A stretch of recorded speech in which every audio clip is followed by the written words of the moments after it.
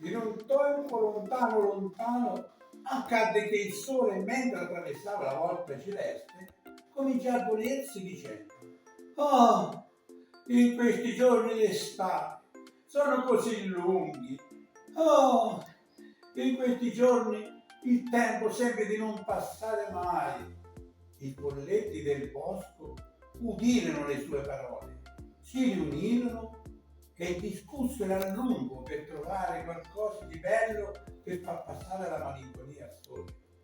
Pensa e ripensa, uno disse: "Chiederemo alla terra di inventare un nuovo fiore." Ma il folletto più vecchio e saggio disse: "Il fiore che doneremo al sole dovrà essere un fiore speciale, un fiore nuovo, mai visto, e quindi dovrà nascere dai sogni di un bambino." Così tutti partirono alla ricerca di fiori sognati dai bambini e dopo un lungo cercare si ritrovarono nel cuore del bosco. Avevano portato fiori grandi, fiori piccoli, sfarzosi, fiori di carta, di seta, di semplici fili d'erba intrecciati, fiori d'oro, fiori d'argento, ed era veramente difficile scegliere il fiore più bello. E cominciarono a discutere tra loro: "È più bello il mio!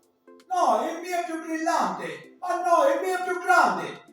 Ad un tratto però videro arrivare il folletto più piccolo, affannato e stanco, che aveva con sé una piccolissima scatola, e tutti scoppiarono in una rumorosa risata. "Ah, che ridere! Ma cosa porti? Ma dove vai? Non ti vergogni con quella scatolina?"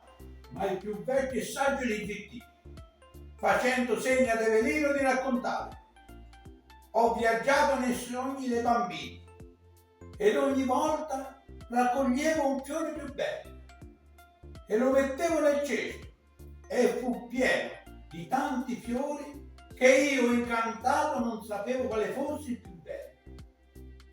All'improvviso, mentre camminavo, un vento dispettoso cominciò a soffiare, finché mi ritrovai nei pressi di una capanna, dove viveva un bambino molto povero, talmente povero che invece dei giocattoli che vedete nelle vetrine, lui aveva la fantasia che usava per creare nuovi giochi, con sassi, con fili d'erba, con pezzi di legno.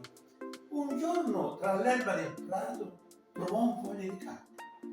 Lo raccolse e lo colorò in un bel rosso vivo. Ritagliò i petali e li cucì con un sottile filo nero. Io rimasi incantato da quel fiore così bello. Così lasciai in dono a lui tutti i fiori raccolti e gli chiesi in cambio il suo unico fiore. Così dicendo aprì la piccola scatola.